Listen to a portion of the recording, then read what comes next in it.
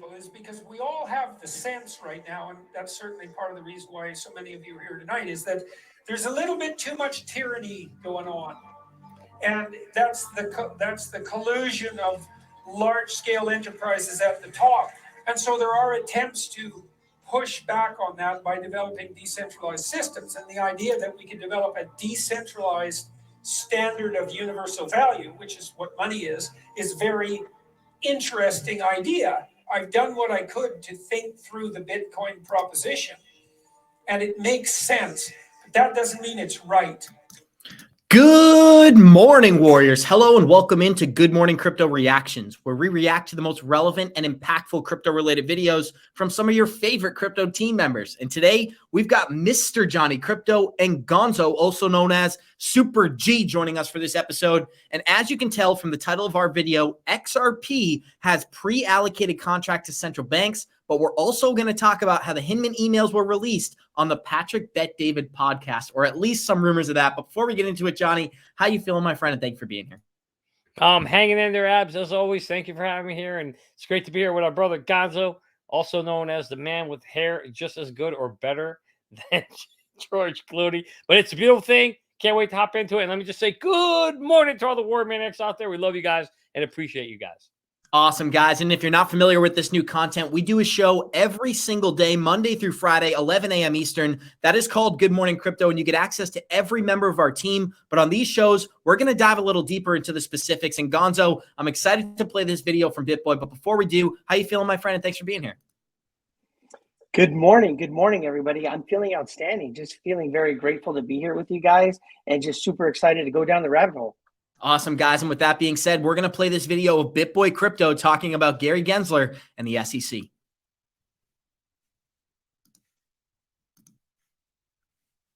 Under a transition where Gary Gensler has hijacked our entire industry. He won't tell you what's really happening. All he does is he takes his orders from the banks. He worked at Goldman Sachs, for God's sake. We literally have a banker running crypto. I told you they would not do it from the outside.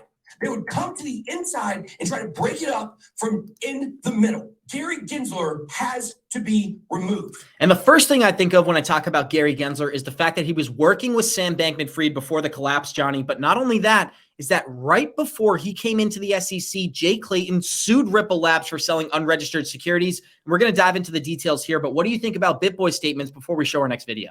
Well, first of all, I love it when Bitboy gets all pumped up like that, Abs. It's exciting to see him get all fired up. It gets me fired up too. And the reality is, it reminds me actually of the Roman Empire. And the only way that it was super imploded was from the inside as well. And that's exactly what he was saying here, was they were going to have to take down crypto from the inside. And in reality is that's what we're seeing happening right now. Is it does certainly feel like the U.S. is or internally is hampering the growth and ability for crypto to grow. And it seems very sad, but I think Bitboy's spot on when he says the bankers are taking it down. Well, Johnny, we covered this on a show this morning, but I think it's important to reiterate it here. The CFTC and FTC look like they're battling it out to control crypto, but behind the scenes, that's not the case. And we had an example of that in 2020, just one day before Ripple was sued by the SEC. The SEC and the CFTC had a meeting with Ripple and discussed not only crypto regulation, but the definition of unregistered securities. So Gonzo, do you have any comments on the Bitboy video before we get into our next show, showing how Gary Gensler is stating it's very easy to work with the SEC? Yeah, you know, I think Ben is spot on. I love Ben when he goes on these rants, but he's not wrong. When you look at what's happened in the past few weeks with the lawsuit with Kraken and how they had to settle and pay $30 million, just recently over the last few days, the whole thing about the definition of custodians and whether they can custody or not. What he's doing is he's doing a setup, right?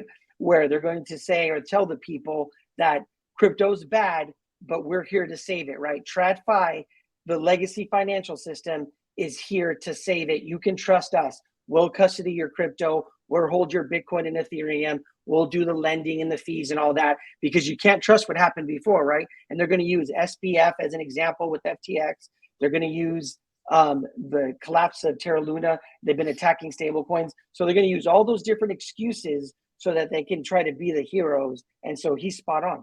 His next heroic act here is taking down NBA Hall of Famer Paul Pierce for not only unlawfully touting NFTs, but making misleading statements about security. So Johnny Krypto, he's taking the important enforcement actions and putting them at the forefront right now. Really quickly, I'd like to get your comments on this. Gary Gensler coming after Paul Pierce. Damn. Well, you know what makes me think right off the bat when I saw that, and I don't know who Paul Pierce is because I don't watch NBA, but I do know who basketball players. I know who Hester Pierce is, and we know that Hester Pierce keeps bashing Gary. I would love to see it if they're related, because then it would make total sense to me of why he's going after Paul Pierce. It's, you know what? It's I'm the not same sure thing. Oh, go ahead, Gonzo. I was just going to say, it's that Ethereum Max, right? I think was the project was. And you can tell it's just to grab headlines, right? That's all he's trying to do, because it's the same thing they went after Kim Kardashian for, right? And then he squeezed all the juice out of that lemon, and then he waited, and now he's doing it towards Paul Pierce, who was a famous basketball player. He played on the Celtics. I think they won a championship, because it was really about like protecting people. Don't you think he would have just gone after everybody at the same time? All the famous people that back that project, he would have gone after them. But what he's doing is he's kind of stretching it out and getting as much credit as he can. But, you know, where was he with SBF, right? Where was he when he was meeting with SBF? Because he's going after Paul Pierce and Ethereum Max. And when you look at like exactly the impact of that cryptocurrency and how many people it hurt, it pales in comparison of what happened with FTX. Absolutely, Gonzo. And that's a perfect transition into our next story, because Hester Pierce did not receive the same documents as William Hinman and Jay Clayton before Ripple was sued by the SEC. But guys, I don't know how many live listeners we've got. I'm used to having a live chat here, but show us some love. Smash that like button. I hope you're enjoying this new form of content. We're going to let this brief clip play here and go back to the group. Johnny, here we go. Did you know that 63 emails went out with that draft speech that gave Ether a free pass? Do you know who was the only commissioner to get a draft version of it? Who's that? Jay Clayton. Did you know Crypto Mom herself, Hester Pierce, never saw it?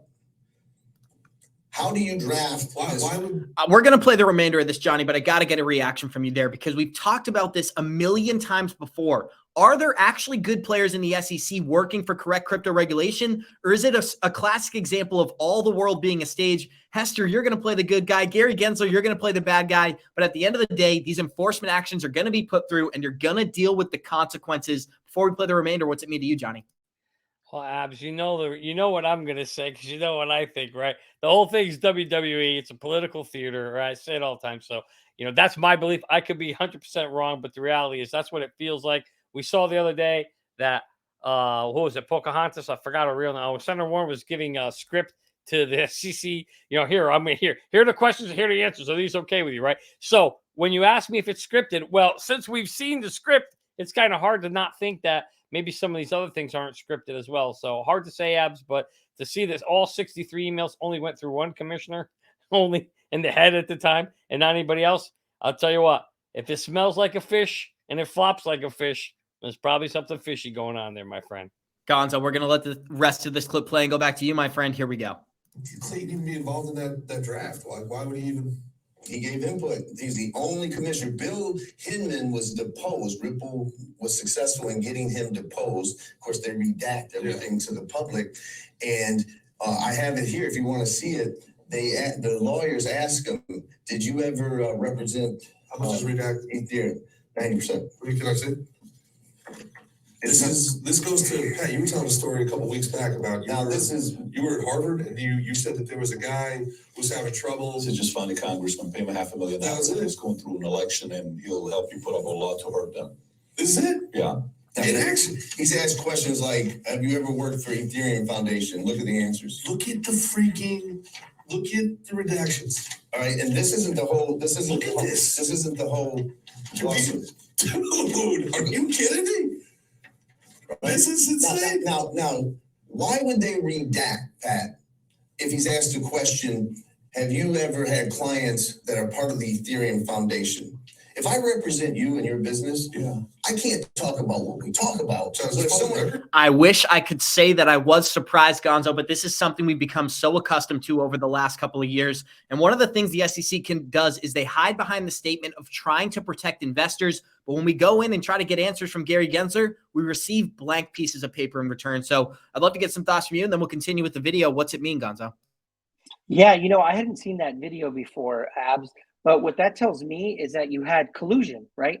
So you had collusion between Bill Hinman and being part of the XRP army. Are we surprised? We always knew that we had collusion, right? You had Bill Hinman who did the speech, and now we're finding out that Jay Clayton, who's the guy that threw out the lawsuit against Ripple, actually got a copy of the emails or got a copy of the draft of the speech. And it seems like they colluded together, right? And I think we were talking about this before the show. It seems like they both left at the same time, right? Hinman left to go work for Ethereum, and I'm not sure where Clayton went, but the last thing that he did was throw out that lawsuit. He went to Simpson and Thatcher. He went to Simpson and Thatcher, Gonzo, which is part of the Ethereum alliance. So right back to you, man. Yeah, so that's right. So I mean, that's just more documentation. I think me personally, I think those emails, we're going to get them, but we're not going to get them right now. I think once the case resolves and it doesn't really matter, they're finally going to get released through some Freedom of Information Act or some random thing like that. And then we'll figure out kind of what happened. But you definitely see that there's collusion, right, that went on. And we're not surprised because here you have Gary Gensler, and he kind of just picked up that mantle because he's a TradFi guy, and they're just kind of running with it. But Abs, just to set the record straight, those were not blank pieces of paper. Those were pieces of paper with a lot of black lines on it. Redacted. They're redacted. Yeah. Why would as well? Yeah, you were wrong. But what cracks me up is it says, did you work for the ETH Foundation? And then blackout. Wait a minute. So let me answer the question. If the answer was no, would you have to black the answer out? Right. I think we all know the answer to the question. That's what cracks me up here. It's like the more you black it out, the more you know the answers, the more it's guilty. But of course, we're not going to know until we finally get these things, which hopefully we'll get them in the next, I don't know. You'll probably get them when the case is over, but who knows? Johnny, and the irony of this whole thing is that Gary Gensler has been talking about how easy it is to work with the SEC and how Kraken could have avoided a $30 million fine by filling out a simple form on their website. So this is only a 7-second clip here where I'm going to play it and go back to you, Johnny. Here we go. These firms, Kraken knew how to register, others know how to register. It's just a form on our website. Well, one of the most trusted lawyers in the industry, Jeremy Hogan, responded with a tweet of his own. He said, I spent a couple of days looking for the simple form on the SEC website with no good luck. Once I find it, all those $500 an hour securities lawyers, they're going to be out of business, Johnny Krypto. And I wish I could say I was surprised at the SEC's enforcement actions, but this is a prime example of what we become accustomed to dealing with. I'm almost running out of breath here, so I'm kicking it back to you. What's it mean, Johnny? This reminds me of a scene from The Godfather where he says, yeah, sure, it's so easy. Right there, it's just on our website. Go fill out the file. 2 seconds, you're done, and boom, you get your staking rewards. What a bunch of horse bullshit. Do you think these guys, Coinbase, Kraken, and everybody else has been trying to do anything in the US with highly paid lawyers? Kraken's worth hundreds of millions of dollars, right? You don't think they wouldn't have known how to fill the file on a website? No. We know what's really going on here is they've all said they actually have gone to the SEC. Yep. Coinbase has said they've gone to the SEC and they wanted to start a staking program. Guess what happened? Pow! They got slapped. They told them don't do it. They told them if you do it, we're going to sue you. I'm sure Kraken also said, hey, I know Nexo. I called Nexo. I talked to Nexo. Not call. I talked to them in the chat. They said, we've been trying to work with the SEC. We're trying to get staking released. And they said, we don't get answers. They don't respond. So the reality is, Gary might be right. There may be a form you fill out, Abs, but then when that form gets submitted, guess what? Somebody at the other end that's either putting black lives through or shredding that son bitch up and throwing it in the garbage, because we know that the SEC has not come out and rubber stamped any of these applications that these companies are trying to do. And that's why you see Binance and other companies now starting to say, hey, you know what? We're just going to pull out of the U.S. And that's a very, very bad thing for U.S. residents and crypto investors. Gonzo, I'm excited to show our listeners the video we're going to close it out with today as pre-allocated contracts. There's full-blown rumors going around with XRP right now. But before we do it, what did that video mean to you, my friend? I was going to say, poor Jesse, right? Jesse Powell from the CEO of Kraken. he could have saved himself $30 million, and all he had to do was like fill out a form, right? It's so ridiculous because Hester Pierce has already come out and said it, and you guys had talked about it before. Like, is she what she appears to be? I don't know. It remains to be seen, right? We know that over her time at the SEC, she spoke out, I believe, twice. One was when the Bitcoin ETF was rejected. She spoke out against that. And then recently against the Kraken lawsuit, she spoke out against that. So we're hoping that she is who she's claiming to be. But like Johnny says, you know, we don't know. But like, I think even Jesse kind of tweeted it like, gee, I could have saved myself $30 million. All I had to do was fill out a form, right? So stupid.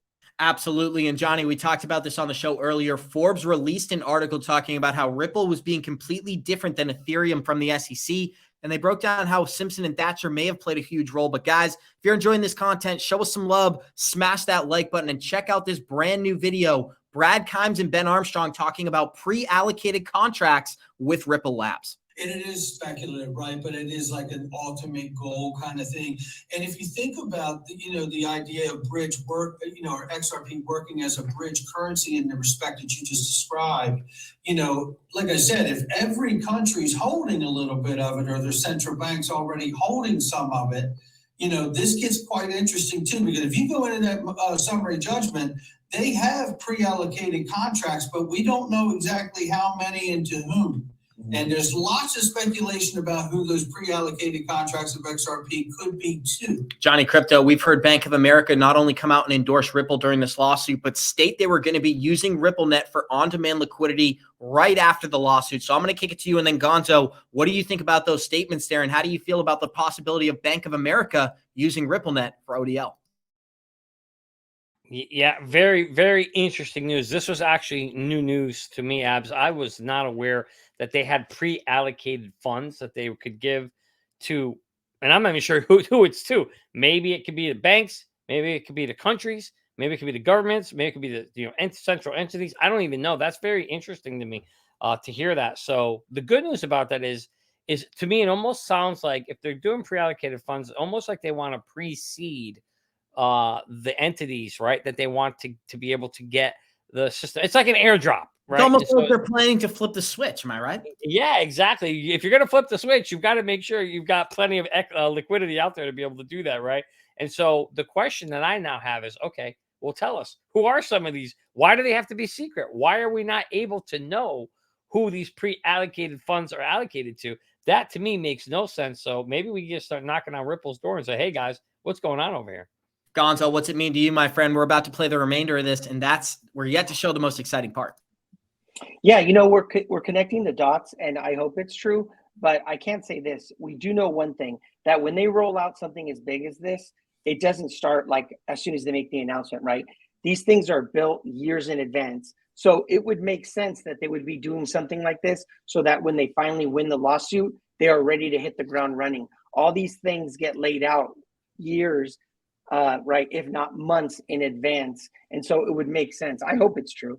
Absolutely. And what we're showing right now is an illustration from Ripple's website talking about the RippleNet committee. And of course, Bank of America is center stage, but we also have Novanti, iRemit, and several other global distributors of currency, Johnny. But before we talk about that, let's show our listeners the remainder of this clip here, and then we'll go back to you, my friend. Actually, I lost the clip, so just give me one moment, and then we're going to let it play. Here we go. And it gets quite interesting if we get clarity, and then aliens? We find out. What's that? Or some of these contracts with possibly aliens? Well, how about central banks? Oh, okay. Well, those are people. Okay. Yeah, those are people too, but certainly aliens there for sure, because they just look at us like cattle, right? But if those things come to light and we learn those things, it makes so much sense how XRP could sit as a bridge currency and serve to unlock dormant dollars around the world, but never threaten any one country's money at the same time. And that's what's so exciting about XRP, Gonzo. It's not a direct threat to fiat currency. It enhances the product. So it doesn't actually have to tear down the fiat system. It can give it a little bit of stability into this digital age. So Gonzo, what's it mean to you? And then we'll close it out with Roto. I was just going to say, they're not aliens. They're lizard people, right? Lizard people. That's what Waters tells us. Yeah, like you're spot on. When you talk about the tech side, it works with the fiat, right? Because you can take American dollars, turn them into XRP, move them over to Mexico, and then the XRP is moved over to pesos, right? It takes away all of the it enhances cross-border payments, right? All the Voso, Nostro accounts. So you get that liquidity that gets put back into the system. Johnny Krypto, floor is yours, my friend. And then we're going to close out this video for today. Well, I certainly love me some Brad Kimes. That dude is awesome. He always brings the goods, and certainly he did in this time. So we'll have to see, Abs, what it ultimately means, where these pre-allocated funds have been established. I don't think we're going to hear about them or know about it until the lawsuit is over. I think once we hear the ending of the lawsuit, then maybe more of the stuff's going to come to light. I think you're going to see a lot of good things happen at the end of the day once that lawsuit comes to an end. Until then, you're going to have all the secretive stuff. We got the Hinman email secret, pre-allocated funds secret. But nonetheless, I like the fact that they're out there and they have the ability to allocate those, because I do think for the system to be functional and it needs to have that liquidity. And so what better way to do it than, and maybe that's what the big chunk of the escrow is for, is to help precede the market and get this thing started. And you know what gets me excited, Johnny, is although these regulations, they may make people nervous in the short term, it's validation for the industry. What is Gary Gensler doing overall? If you remove the FUD, you remove the noise, he's taking custody services away from companies like Coinbase, Uphold, Binance, and he's saying, you know what? Go to a traditional financial institution, go to Bank of America, go to JP Morgan, let them custody your crypto, because not only is it safer, they're going to give you no reward for staking with them. So instead of staking and getting something in return, you can let it sit with them and they can trade it for you. But Johnny, I wanted to end it on some positive news. So back to you and then we'll close it out. Yeah, well, I would just say, if I'm keeping score, I give the banks a 1 and Citizens 0 right now. But we'll see. Like Yusko always says, we are in there's 4 stages to adoption. We're in stage 3 called the fight you stage. So right now, round 1, I got to give it to the bankers and to the SEC. But this fight's just getting started. I think you're going to see multiple punches thrown. And at the end of the day, as Yusko says, we're going to win in the end. At the end of the day, we trust in Johnny K. But Gonzo, we're closing it out with some statements from you. I want to read this tweet, and then we're going to kick it right back to you. Another educator in the space, Alex Cobb, tweeted out, a $25 XRP would be a $1.25 trillion market cap. Bitcoin reached an all-time high of $70,000, and at that point, that was $1.3 trillion in total market cap. The liquidity is there to send XRP over $20, but the broader point here is what I was saying before. Traditional finance is finally getting excited and getting involved in cryptocurrencies, and getting endorsement from someone like Gary Gensler may hurt retail consumers in the short term, but in the long term, this is what brings in the big money. So Gonzo, I'm going to let you close this out. Is this positive or negative that Gary Gensler is taking hold of the cryptocurrency space?